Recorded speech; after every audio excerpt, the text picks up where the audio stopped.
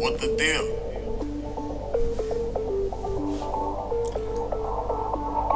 Bit. I got two phones, one for the plug and one for the load. I got two phones, one for the bitches and one for the dog. They got these two phones.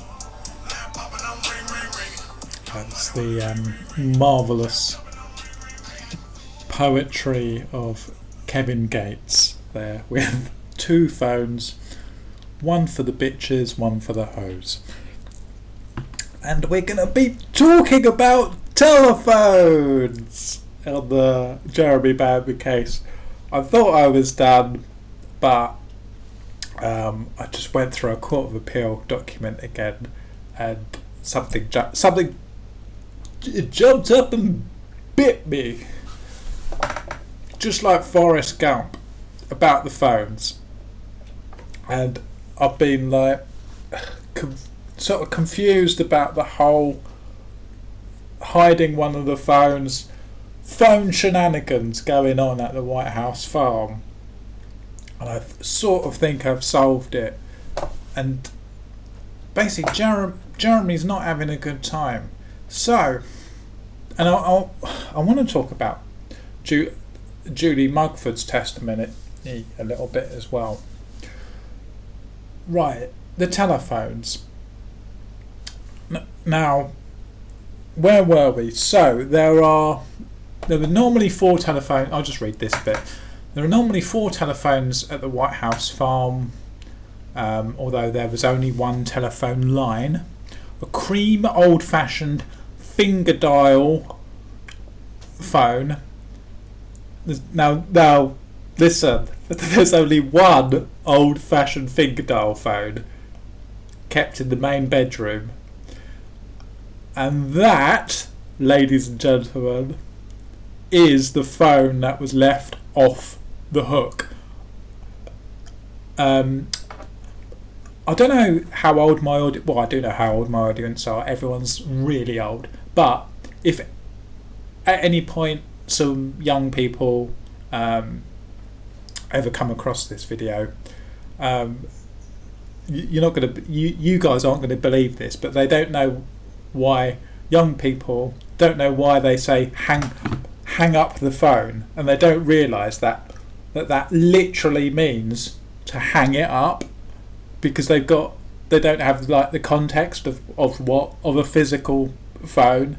You know, the same as like stay tuned on radios. They don't know what that you literally have to tune the dial. They don't know about that. Anyway, I digress. So there was one cream phone, and that was the one that had been brought downstairs and taken off the hook, and that was the only phone you physically can take off the hook. All right, just keep that in your noggin. A blue digital telephone in the first floor orifice. The orifice phone. A cream cordless telephone kept in the kitchen but used around and outside the house. The cordless telephone. And a fawn digital telephone also kept in the kitchen telephone. And that digital telephone was the only telephone with a memory recall feature. Okay, just remember that it was that digital one was the only one with a telephone memory recall feature, but it was broken, and if you remember, it was collected for repair on the morning of the 5th of August, so like the day before or whatever we're calling, because it happened at midnight, but the day before. Now, ladies and gentlemen, the telephone that had been found with the receiver off its cradle in the kitchen was in fact the bedroom telephone, which had been moved downstairs, and then the kitchen telephone had been hidden amongst a pile of magazines. And I'm thinking, what? And one of the Lucy Letby girls has said about Jeremy being shot upstairs and then coming downstairs, and so it's not Jeremy, sorry, Neville was shot upstairs, and unexpectedly Neville made it downstairs in the middle of the night, and so it was theorised that this is why there was some phone shuffling going on. Now I want to show you something about Julie Mugford's testimony. I want to show you two things about Julie Mugford's testimony. Okay, we're saying she's the Jeremy Bamber Appreciation Society are saying that she's not a good witness because she's a woman scorned. But let's have a look at what she said. So Miss Mugford said that she asked the appellant Jeremy whether he had done it. He said he hadn't, but he had arranged for a friend, I think this was a plumber, Matthew MacDonald, to kill his family. He spoke of what he had told MacDonald as to ways of getting in and out of the farmhouse undetected. So, like I said, how on earth would Julie Mugford know about this trick of with a hacksaw blade of getting in and out or whatever?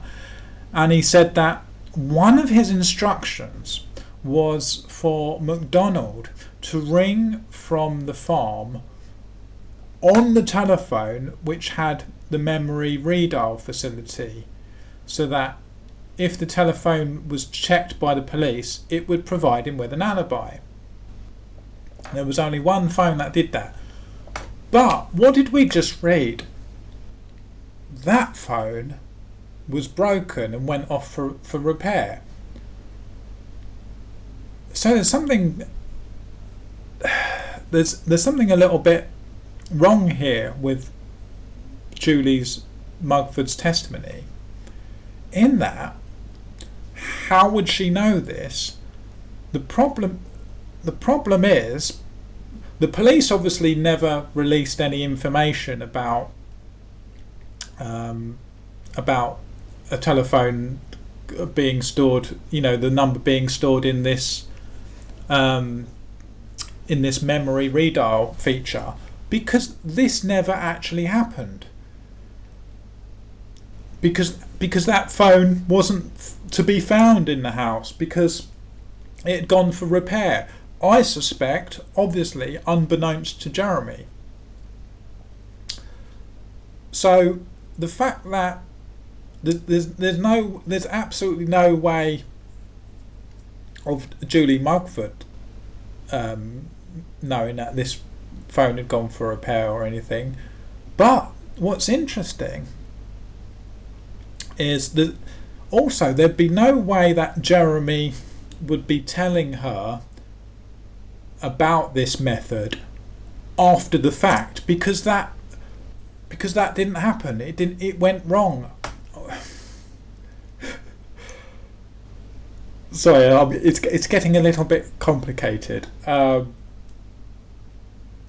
But what I'm trying to say is there's no way that Julie Mugford could have known about this plan to ring the main ring from White House Farm to Goldhanger, but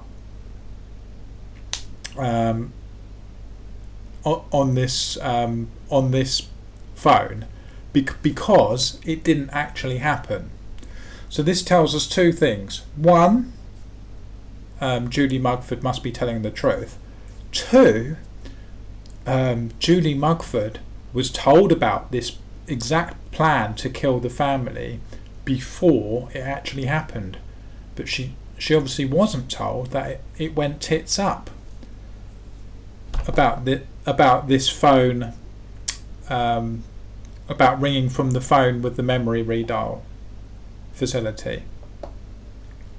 So, this, going back to the 4 phones and why they had a cabinet reshuffle,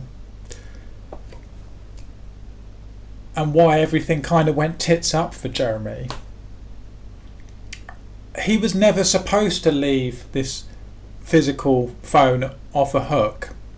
I mean, it doesn't help in any case, because let's imagine there was no phone left off of a hook. If it was left on the hook, all it would mean is the police would try and phone the house and there would be no reply. It didn't need to be left off the hook. Jeremy, I'm theorising, Jeremy gets in the house, goes to this digital, tries to find this digital phone to make the call to Goldhanger, to his house, to have a record of what he said. But he cannot find this phone. Things have gone a little bit wrong. So he needs to have this cabinet reshuffle of the phones. And then he's got no way of having any sort of record, leaving any sort of record that a phone call's been made to Goldhanger, because all of these other phones are old analogue ones. So what does he do? The only thing he can do is get the actual physical analogue phone and leave it off the hook. That would be the only way of showing that a phone was in use, because these other phones have got no digital memory or anything. What do you think? Case closed? I don't know, maybe not. But I wanted to talk about some more things on telephones.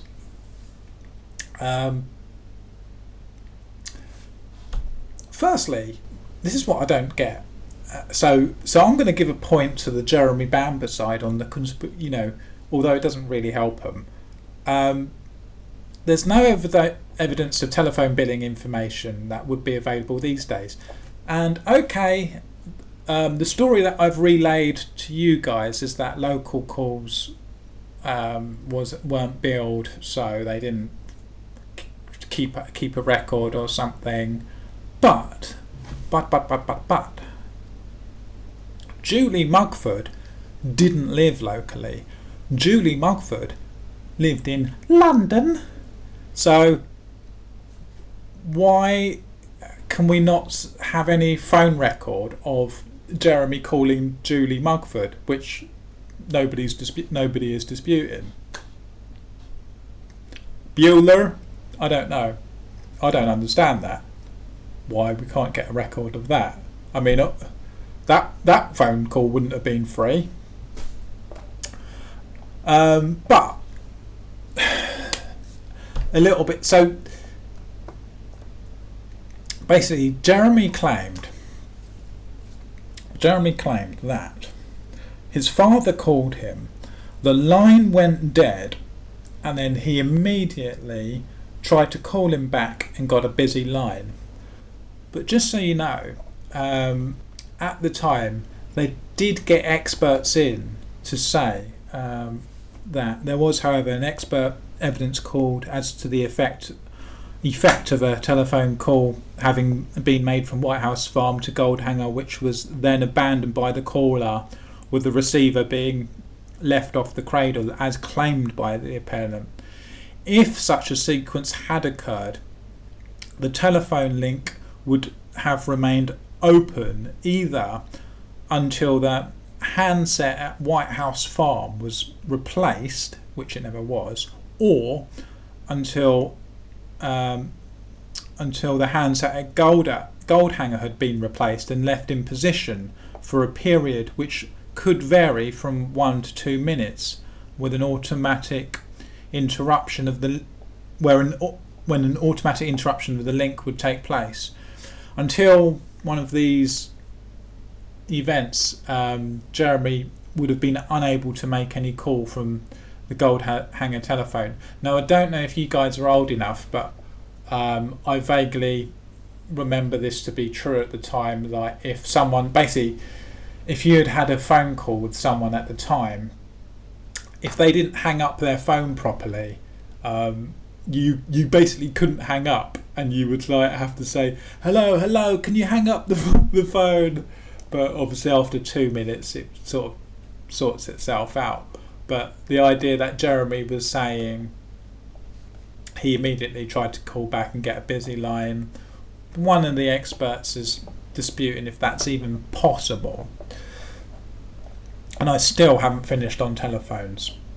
So the other thing is,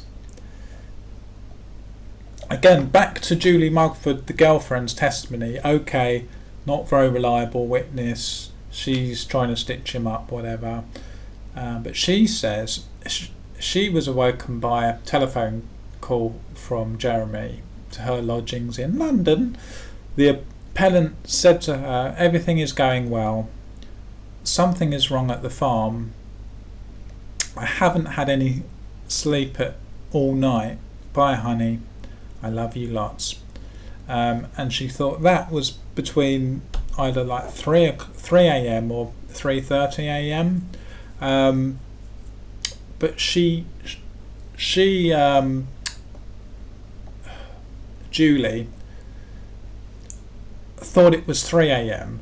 but she agreed in cross-examination that it could have been as late as 3:30, but she thought it was 3 a.m.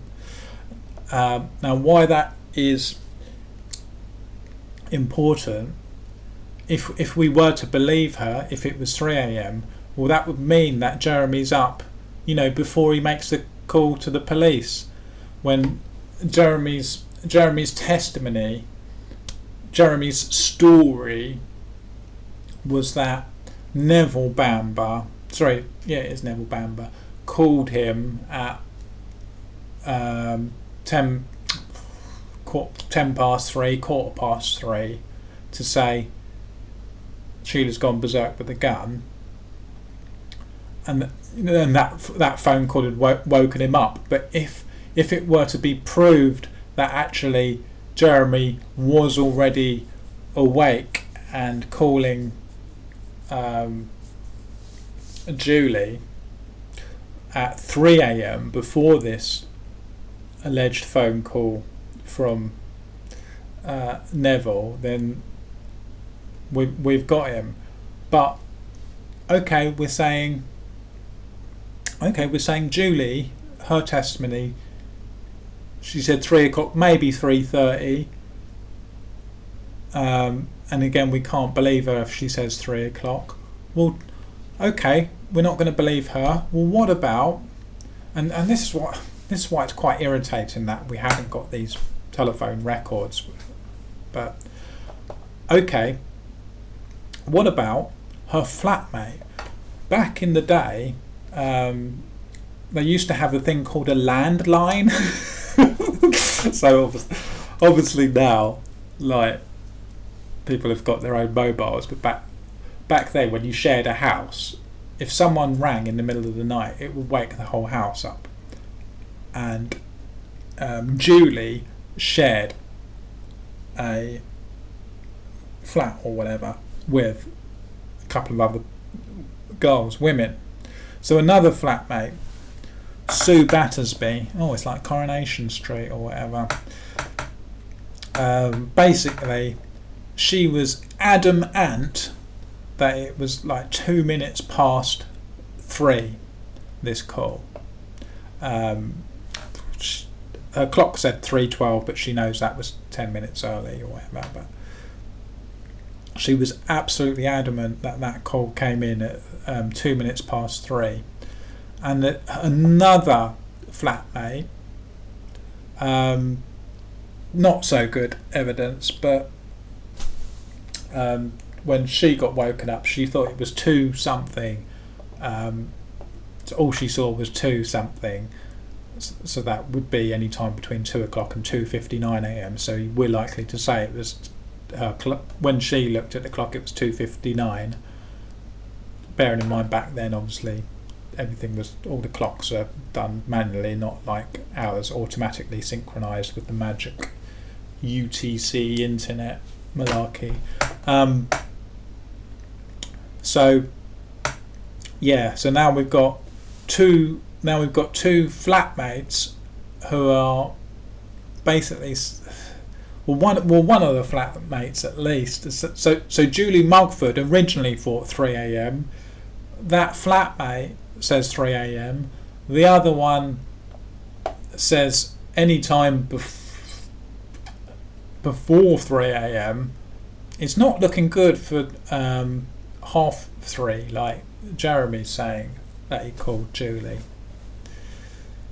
Just thought I'd let you know about that. And obviously the flatmates have got no skin in the game, have they? Well, other than her friend, but I mean it's not really helping. But yeah, other notable things I was going to talk about was so in Julie Mugford's testimony, she said that Jeremy told her that he hired a hitman for $2,000 or something, and to me that kind of sounds believable. That the fact that he put a figure on it, and then a couple of days later, Sheila saying to him, it sort of twigged. Julie. It twigged with Julie, and was playing on her mind, and she kept going like $2,000 for killing 5 people. Like, who would do that? And I kind of found that a bit believable when she said that he told him that to begin with, and then sort of later on it's been sort of working in her mind and questioning it. But yeah, so here we said Jeremy said he was woken at 3:10, and then he says after a few seconds the line went dead. He tried to call back immediately and found the telephone at the farm to be engaged. So that's what Jeremy said. Another thing. So, also, Jeremy says that Neville called him, and one of the people who commented on my video, and I had read it as well, but I just didn't include it, mentioned, well, if he didn't want to call the police, if Neville didn't want to call the police but wanted someone to help, he could have called a farmhand who lived even closer. And I sort of dismissed that and thought, well, perhaps he wanted to just keep it in the family. But let me tell you this: when Jeremy got to the farm, right? When Jeremy did get to the farm with the police, he told the police that he didn't get on well with Sheila, and he called her a nutter. So that just raises more questions, because if you take in the story that Neville phoned and said Sheila's gone berserk with a gun, and why would he want Jeremy to come over, who one lives further than the farmhands, if he didn't want the police involved, but two, he doesn't get on with Sheila, so that would obviously just exacerbate the whole situation if they don't get on.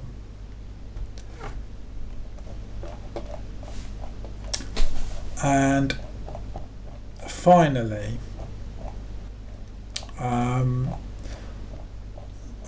when I was talking about the silencer,